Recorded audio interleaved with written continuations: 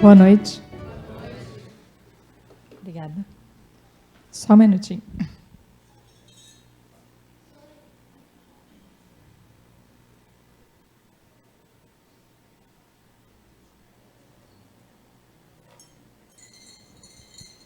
Mais uma vez, muito feliz, muito grata de estar aqui nessa casa, cada vez mais próxima, mais querida, né?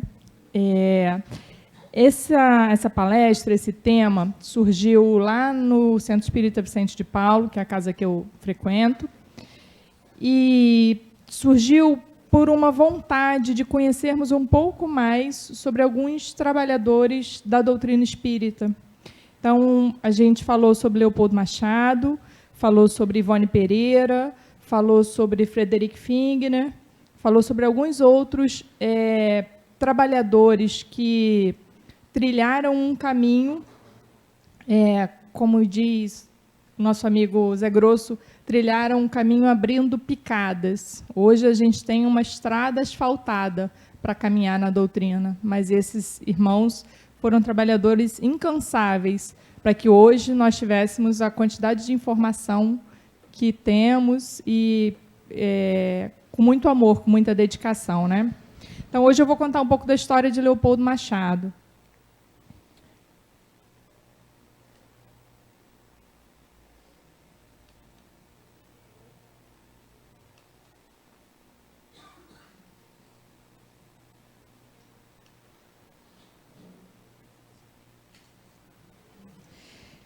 Quem que foi Leopoldo Machado? Alguém conhece o Leopoldo Machado? Já ouviu falar? Não?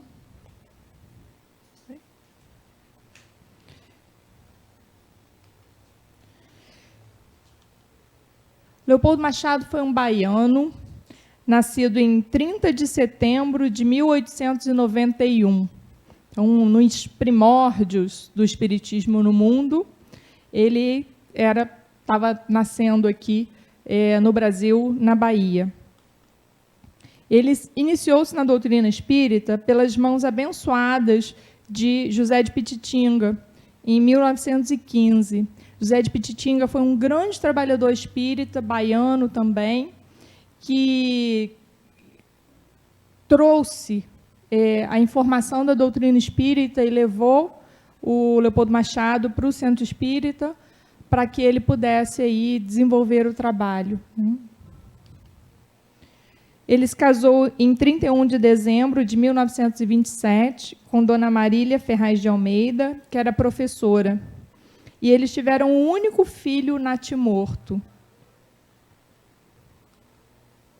E em 1929, eles saíram da Bahia e fixaram residência em Nova Iguaçu, no Rio de Janeiro, onde participaram intensamente do movimento espírita. Até o final, eles moraram em Nova Iguaçu, né? E lá construíram toda a sua história de casados e toda a sua história dentro do movimento espírita.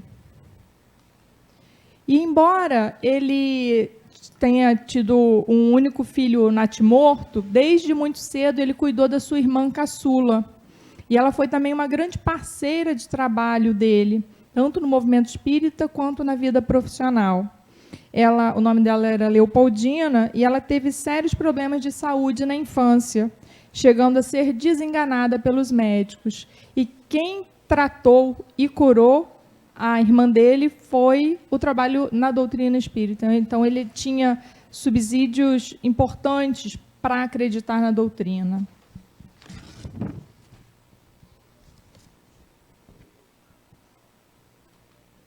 Então, eles mudaram para Nova Iguaçu em 1929, e em 1930, ele, Leopoldo Machado, né, com a ajuda da sua irmã e da sua esposa, fundaram o Ginásio Leopoldo, oferecendo cursos de primeiro e segundo graus, formação de professores e de contabilidade.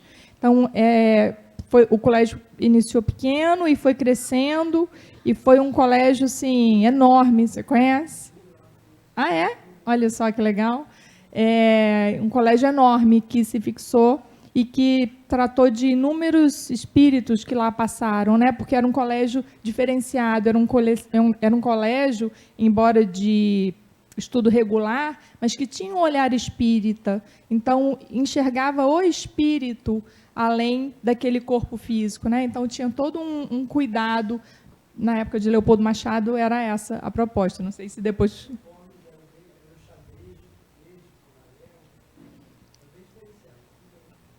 Aí, tá vendo que legal? Uma informação adicional. Uhum. Ele está falando aqui que até os uniformes eram diferenciados. Era uma roupa xadrez, quer dizer, era uma roupa mais alegre para a época, né? Uhum.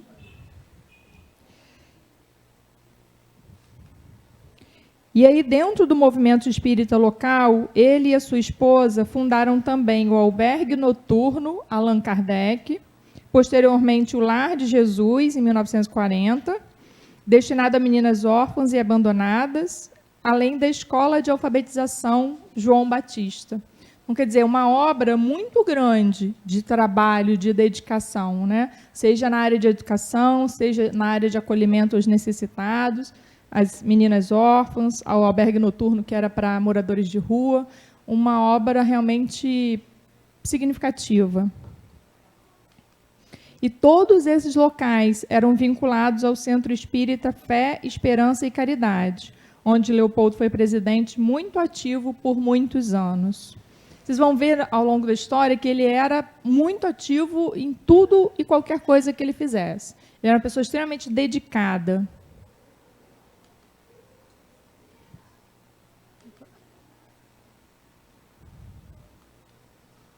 Não está rodando.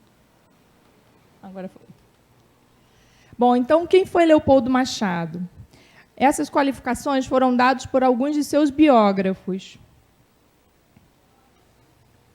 Jornalista, escritor, polemista sem ser contundente, professor, poeta, compositor, orador, deixou escrito um total de 27 livros, nos gêneros poesia, teatro, conto, estudos doutrinários, biografias, entre os quais somente 6 não são espíritas. Então, ele deixou 21 livros espíritas escritos e 6 não espíritas. E o que eu achei muito interessante nessa biografia, e eu grifei, é que ele era polemista sem ser contundente. Ele nunca deixou de discutir, mas sempre agregando, sempre contemporizando. Ele colocava as suas ideias, ele tinha ideias muito à frente do seu tempo, e ele causava polêmica, mas ele agregava, né? Ao longo da trajetória dele, ele foi um agregador. E isso é um exercício para nós, né? De sermos polêmicos no sentido positivo, no sentido das ideias, da discussão no campo das ideias, e sermos positivos e agregadores, né? Tem sido um grande desafio para todo mundo. E o interessante é que o Leopoldo Machado, embora seja reconhecido pelos seus biógrafos como professor e escritor, ele frequentou por muito pouco tempo a escola. Ele foi um autodidata. Então, ele buscou, pelo esforço próprio e pela vontade de aprender, tudo o que ele aprendeu. E conseguiu escrever 27 livros, além de toda a estrutura educacional que ele pôde proporcionar à cidade em que ele vivia. Um outro biógrafo: proativo, entusiasta, inovador, moderno. Ele sempre defendia com ardor e coerência a doutrina espírita. Ele sempre defendia com ardor e coerência a doutrina espírita das investidas dos médicos materialistas e dos padres católicos da época. Vocês imaginam, nós estamos falando aí da década de 30, da década de 40, onde quase era proibido ser espírita no Brasil. E o materialismo era muito comum, né? Hoje, a gente está descobrindo na medicina, na área da saúde em geral, a relação do espírito, do corpo sutil, com o corpo físico. Imagina pensar nisso na década de 40. Ele era muito moderno, né? Ele era muito inovador. E, obviamente, ele tinha polêmicas com os padres, porque a Igreja Católica, naquela época, era total mandatária da vida das pessoas, né? Então, ele se posicionava e os padres não gostavam. Mas, de novo, assim, sempre agregando, né? E nunca dividindo as religiões ou as pessoas, né?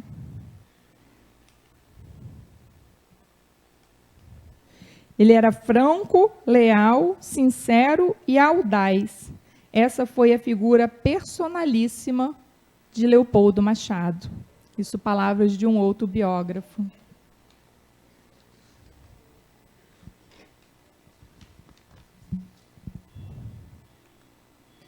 E aí ele teve, além do seu trabalho profissional, né, imagina gerenciar uma escola de primeiro e segundo graus, na época ainda formando professores e contabilistas, todo o trabalho no centro espírita, de gerenciar, de presidir uma casa espírita, todo o trabalho no movimento espírita do Estado do Rio de Janeiro, ele tinha uma obra de caridade também bastante significativa.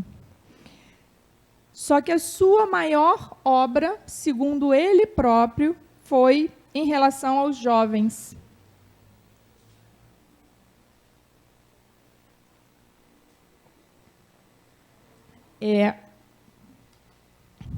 Ele foi um grande líder espírita e um grande incentivador da participação dos jovens nas atividades espíritas, fundando ele próprio a Mocidade Espírita de Iguaçu, a segunda mais antiga do Brasil.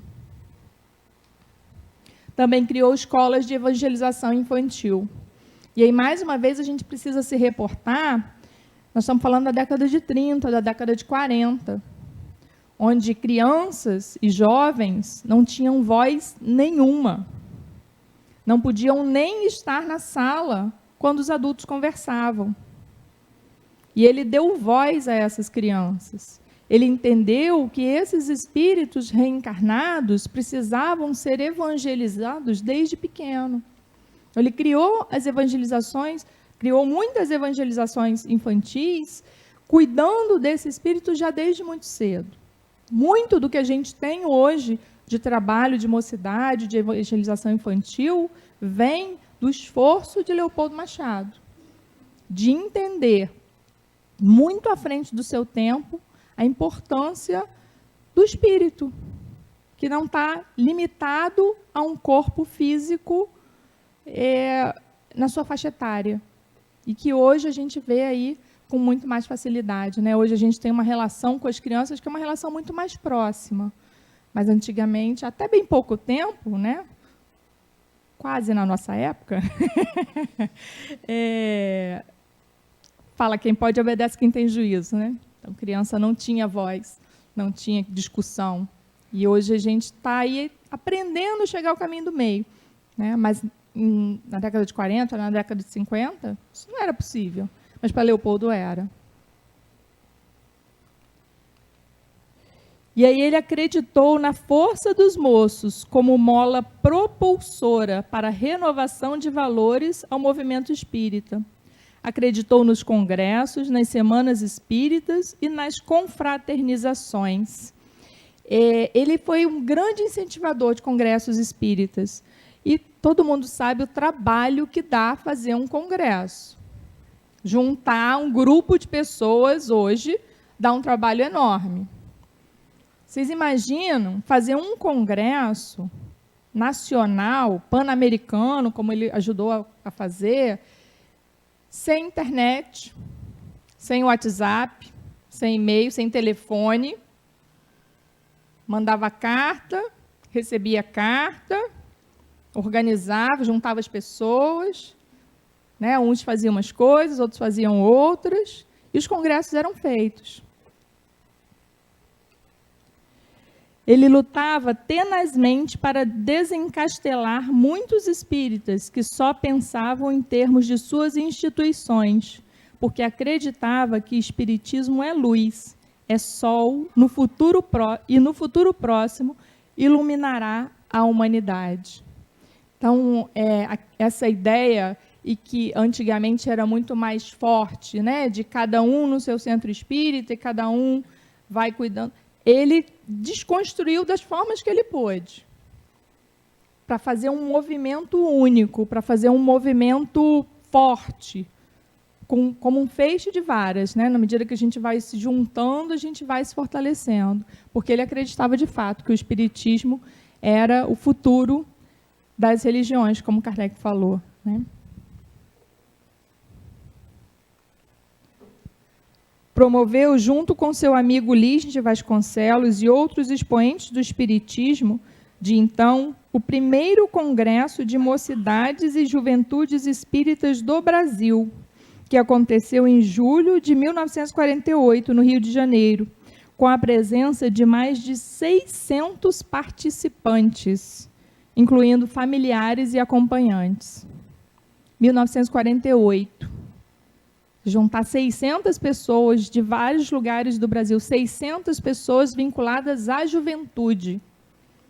Provavelmente, boa parte desse grupo era de jovens, que não podiam ir sozinhos, por isso eles estavam acompanhados. Hoje a gente tem um movimento de Comerge, que no estado do Rio tem em torno de 4.000 pessoas, nos 21 polos, mas os jovens vão sozinhos. Alguns pais vão para trabalhar, mas a gente acolhe os jovens sozinhos. Naquela época não podia. E isso não era um impeditivo para ele. Ele fez com Lins de Vasconcelos o primeiro congresso de mocidade e juntou mais de 600 pessoas. E, de novo, né, sem nenhum recurso tecnológico, somente com a vontade e com os correios.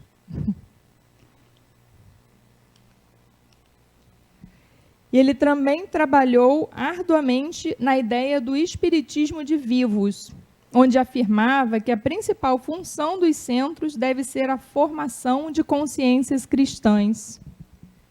Se hoje em dia a gente ainda tem essa relação estreita com os espíritos, naquela época isso era muito mais forte.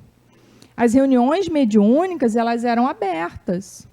Então, as pessoas chegavam e assistiam a todas as comunicações e esperavam mensagens. Nessa época, o Chico Xavier já estava ativo na sua mediunidade, então ele era uma referência. E o Leopoldo Machado trabalhou arduamente para que nós estivéssemos entendendo que o espiritismo é um espiritismo de vivos, que a proposta de Kardec era de libertação da consciência, era de formação de consciências cristãs. E a comunicabilidade com os espíritos é apenas um desses itens. Então, ele trouxe e ele brigou e ele foi muito polêmico em função dessa proposta. O espiritismo de vivos invalida a atitude dos que pensam devemos tudo esperar dos espíritos, tudo pedir aos espíritos, aceitar e acreditar sem fazer reflexões. Isso ainda hoje é muito comum, né? A gente, às vezes, se pega nessa prática, mas a gente precisa refletir. De fato, esse espírito está falando algo coerente? Eu tenho uma amiga que eu digo que é muito abusada, e ela se dispôs a ler a obra de Vitor Hugo enquanto encarnado, para saber se o que Divaldo psicografava de Vitor Hugo era condizente. Isso é uma reflexão profunda. Então, nós temos que ter essa coerência de saber, de fato, o que é bom, o que não é. A responsabilidade é sempre nossa. Por mais que tenhamos intuição e conexões, a responsabilidade é sempre nossa. E aí cabe sempre a reflexão. E aí ele falava uma frase muito importante: os espíritas devem colaborar com os espíritos. E muitas vezes a gente atrapalha os espíritos. Está certo ou está errado? Então, a nossa tarefa enquanto espíritas é colaborar com o trabalho dos espíritos, seja em que campo for. Não necessariamente no trabalho mediúnico, porque nós, na vida diária, podemos ser instrumentos a qualquer momento, desde que estejamos dispostos a isso. E aí, com isso, ele promoveu um rejuvenescimento no movimento, com suas campanhas do Espiritismo de Vivos, em que agitou os centros focados na relação com os mortos. Leopoldo provocou uma reação e melhorou a participação dos estudiosos, expositores e influenciou na realização de cursos e aulas sobre a doutrina. Ou seja, naquele momento, ele começou a fomentar o que a gente hoje chama de ESD, que é o estudo sistematizado da doutrina espírita. Então, as pessoas começaram a ir ao centro para ouvir palestras, para ouvir estudos, para compartilhar os conhecimentos sobre o Livro dos Espíritos, sobre o Livro dos Médiuns, sobre o Evangelho, porque isso antes era feito cada vez menos. E aí ele, com essa proposta de espiritismo de vivos, fez essa renovação nos centros, nos centros onde eram próximos dele, e isso foi se expandindo para todo o Brasil, né? O que deve preocupar o movimento espírita é a falta de base doutrinária de muitos confrades, que, enleados pela grandiosidade do acervo e do encantamento de tantos e belos romances, contos, mensagens e novelas, que no mercado livreiro de hoje é chamado de realismo fantástico, agradam-se e concentram-se apenas nessa natureza de livros, deixando de estudar concomitantemente ou previamente as obras da codificação. E isso serve para nós ainda hoje. Nós temos um arsenal gigantesco de obras, de diversos autores, de diversos temas, diversos títulos. Mas a nossa base de informação tem que ser a codificação. Tudo que vier tem que ser obra complementar. Só o Chico tem mais de 400 livros. Divaldo, se não me engano, tem 200 ou quase isso. 300 e pouco. Então, são muitas informações. Isso para contar só 2 dos grandes psicógrafos, né, do Brasil. Fora os outros livros todos. Hermínio de Miranda, que não trabalha pela psicografia, mas tem uma obra gigantesca de estudo, de testes dentro da área da mediunidade. Enfim, a gente tem muita coisa para ler. Se a gente passar a encarnação inteira só fazendo isso, a gente não consegue terminar. Mas antes de tudo isso, a gente precisa ter a obra básica acompanhando. Por isso é básica, tem que ser a base, tem que ser a fonte primeira das nossas informações. E essa frase é do próprio Leopoldo.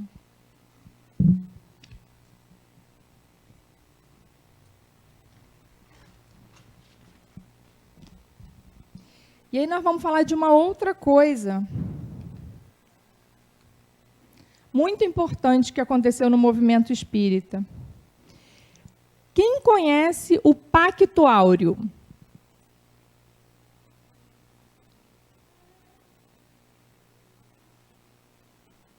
Eu confesso a vocês que eu também não conhecia, até que ter que estudar para fazer a palestra. Então, compartilho com vocês o que eu aprendi. No mesmo ano, de 31 de outubro, no mesmo ano em relação aos congressos, tá? De 31 de outubro, em 31 de outubro de Não. Deixa eu ler daqui que é melhor. No mesmo ano, de 31 de outubro a 5 de novembro de 48, ocorreu o primeiro Congresso de Unificação em São Paulo. Então, no mesmo ano aconteceu o Congresso de Mocidades e o Congresso de Unificação. Em 5 de outubro de 49, foi assinado o Pacto Áureo, buscando-se uma fórmula de entendimento entre todos os espiritistas, que exprimisse as aspirações de fraternidade preconizada nos ensinos evangélicos e de organização livre e responsável das instituições espíritas, isenta de imposições e personalismos. Dentre as disposições contidas na ata do Pacto Áureo, estava a criação do Conselho Federativo Nacional da Federação Espírita Brasileira, em novas bases, incumbido de executar, desenvolver e ampliar os planos de organização federativa em que se assentava a estrutura organizacional do espiritismo no Brasil. Já existia a FEB, era a Federação Espírita Brasileira. E aí, nesse dia, 5 de outubro de 49, esse ano estão fazendo 70 anos do Pacto Áureo, um grupo de pessoas, um grupo de representantes das federações estaduais se reuniram e assinaram um pacto de conduta. Esse pacto não foi aceito por todo mundo.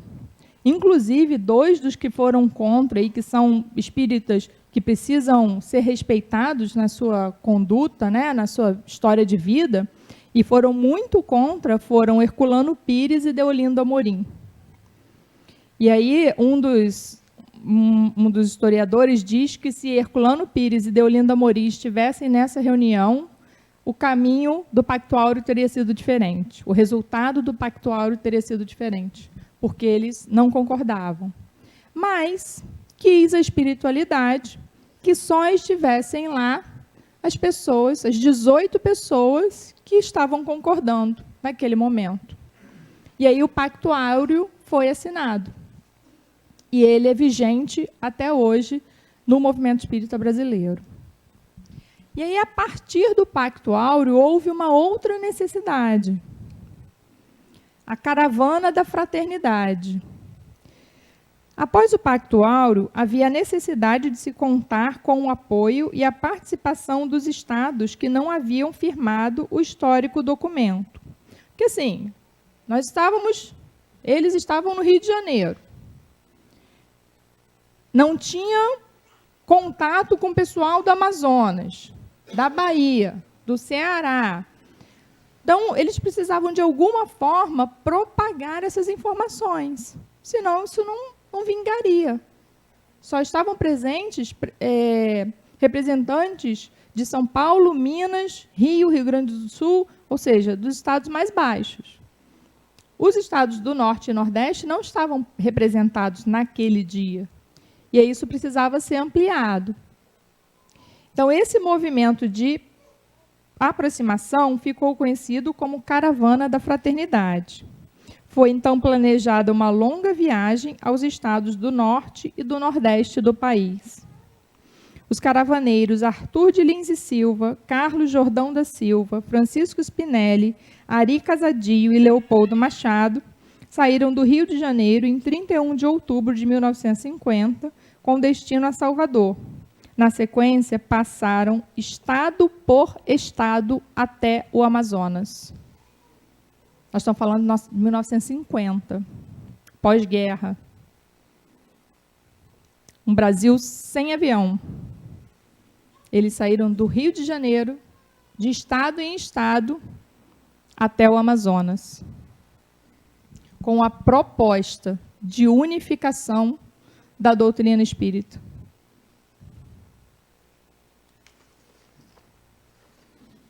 E aí, quais eram os objetivos da Caravana da Fraternidade? Maior aproximação dos espiritistas, visionando o ideal de unificação social da doutrina. Propaganda cultural do espiritismo no mundo profano, porque eles faziam as reuniões em diversos lugares. Maior estímulo às obras de assistência social inspiradas pela doutrina. Levar ambientação doutrinária aos lares, de vez que os caravaneiros sempre preferiram hospedagem nos lares dos irmãos. Então, essa também era uma forma de aproximação. Quando a gente recebe alguém em casa, a gente se aproxima dessa pessoa. As conversas são mais tranquilas, são mais longas, se toma um café. Então, as bases aí iam se consolidando no afeto. E aí foi mais significativo. E como é que aconteceu? Conferências sobre os princípios do Espiritismo para o grande público, que atraíram verdadeiras multidões a elas. Tarefa de responsabilidade de Leopoldo Machado. Professor por natureza, ele reunia as grandes multidões e ele falava muito bem. Então, ali, muitos espíritos foram trazidos para a doutrina espírita. Muito desse trabalho, né, foi envolvendo as cidades e foi fortalecendo o movimento espírita. As reuniões, além dessas conferências, tinham as reuniões tipo mesa redonda para ajustamento de pontos de vista conflitantes, nas quais o ideal da unificação sempre saiu vitorioso. Visitas de estímulo às instituições espíritas de assistência social e os eventos sociais organizados pelos anfitriões. Então, eles passaram de estado em estado, da Bahia ao Amazonas, fazendo todo esse trabalho. Deixaram família, deixaram trabalho.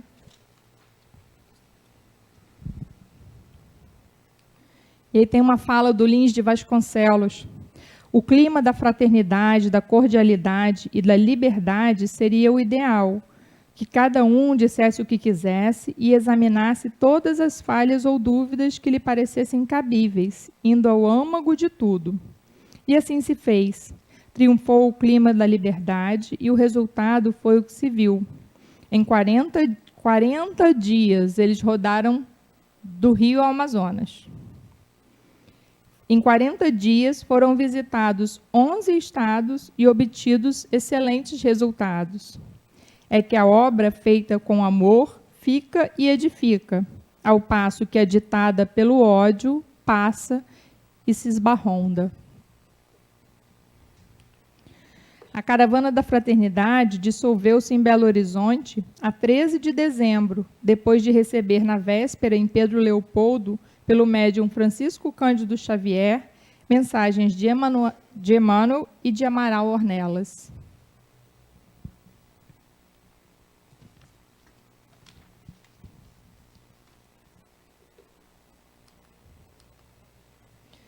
E aí vem a mensagem de Emmanuel. Meus amigos, muita paz. Jesus é o centro divino da verdade e do amor, em torno do qual gravitamos e progredimos. Daí o imperativo da nossa unificação nos alicerces do serviço. Claro que a sintonia absoluta de todas as interpretações doutrinárias num foco único de visão e realização é impraticável e, por agora, impossível. Cada criatura contempla a natureza e o horizonte do ângulo em que se encontra. Que os trabalhadores do bem sejam honrados na posição digna em que se colocam. Cultuemos, acima de tudo, a solidariedade legítima.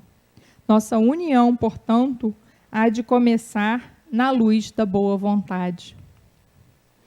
Guardemos boa vontade uns para com os outros, aprendendo e servindo com o Senhor, felicitando os companheiros que se confiaram à tarefa sublime da confraternização, usando o próprio esforço. Rogo ao Divino Mestre nos fortaleça e nos ajude a todos nós.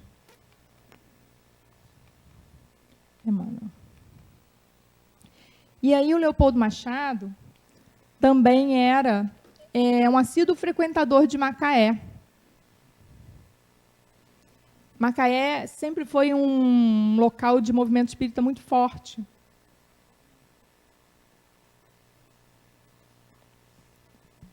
E o Leopoldo achou aqui alguns dos seus pares, alguns dos seus amigos. Então, muitas vezes, ele veio estar com os trabalhadores espíritas da época. E numa dessas vezes, em 1942, ele fez uma poesia para os amigos de Macaé.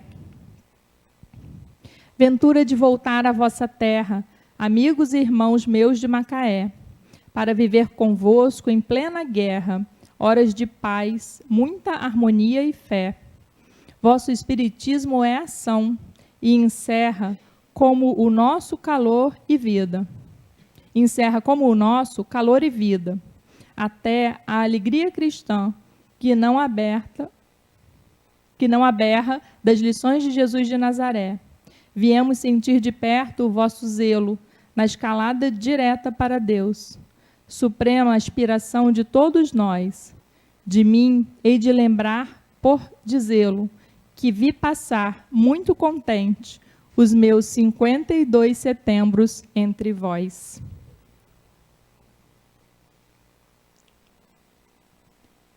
E aí um outro momento muito importante do Leopoldo Machado, aqui em Macaé, foi no lançamento da pedra fundamental para a construção do Lar de Maria, em 1944. Alguém sabia disso? Ele foi um dos grandes incentivadores, sendo ele um precursor desse trabalho de acolhimento aos órfãos. O Lar de Maria inicialmente se propôs a ter esse acolhimento, né, as crianças órfãs, as meninas órfãs. Ele veio estando aqui na Pedra Fundamental em 1944. E aí aqui, nesse dia, no lançamento da Pedra Fundamental, ele escreveu uma música que eu acho que vocês conhecem.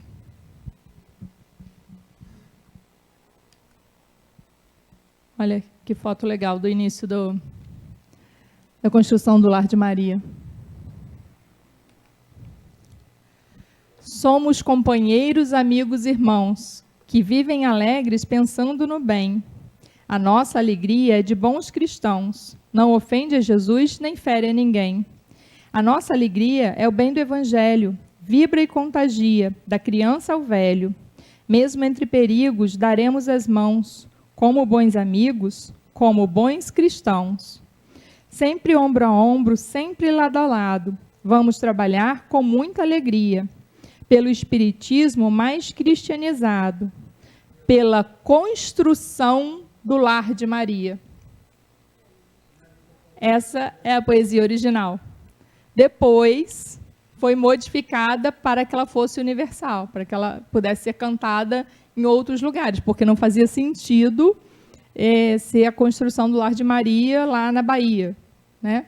Então, virou pela construção, pela implantação da paz e alegria. Ele mesmo substituiu. Mas essa poesia, que virou música, originalmente foi feita para a construção do Lar de Maria, aqui em Macaé. É uma música linda. E eu vou compartilhar com vocês uma história pessoal. Eu sempre achei essa música chata, na verdade. Muito chata. Porque toda vez que eu ouvia, era assim: somos companheiros, amigos. Um negócio arrastado. Eu falei, gente, cadê a alegria cristã nessa música? Era muito arrastado. Aí eu fui para um encontro de Comerge lá no CERJ. E o Leopoldo Machado continua trabalhando na espiritualidade intensamente. Ele é um dos grandes organizadores espirituais da Comerge, do trabalho de Comerge. E aí eu estava nessa reunião no CERJ, e, obviamente, ele estava lá com os outros espíritos também trabalhadores, e todos nós encarnados também trabalhadores. E aí o pessoal começou a cantar. E começou a cantar e fazer uma roda, e aí virou assim: somos companheiros, amigos, irmãos. Aí o negócio ganhou um outro tom, que eu falei, agora eu achei a alegria de Leopoldo Machado. A alegria cristã está num tom mais enfático, num tom de alegria, num tom de entusiasmo pela doutrina espírita, pelo trabalho que é feito, pela construção do Lar de Maria, pela implantação da paz e alegria. Então, hoje eu acho essa música linda, porque aí eu entendi a profundidade de alegria que ela traz.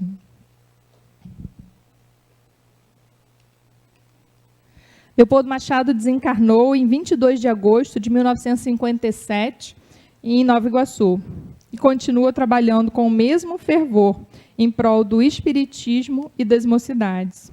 E como eu falei, ele é um grande trabalhador de Comerge, é um dos mentores espirituais do trabalho de Comerge, e em uma das comunicações que aconteceu lá no CERJ, ele disse que de tudo o que ele realizou na vida, o trabalho mais importante que ele fez, o que ele mais recebeu em bênçãos no plano espiritual, foi o trabalho de infância e juventude. Então, vocês imaginem, um espírito que implantou o espiritismo de vivos, trazendo o estudo das obras básicas da doutrina para dentro das casas espíritas. Um espírito que se dispôs a sair do Rio de Janeiro por 40 dias e até o Amazonas para unificar a doutrina espírita no Brasil. Um espírito que teve inúmeros trabalhos de assistência social e assistência espiritual. De tudo o que ele fez, o mais significativo foi cuidar das crianças e dos jovens. Fica o convite para o trabalho. Gente, muito obrigada. Boa noite. Jesus nos abençoe.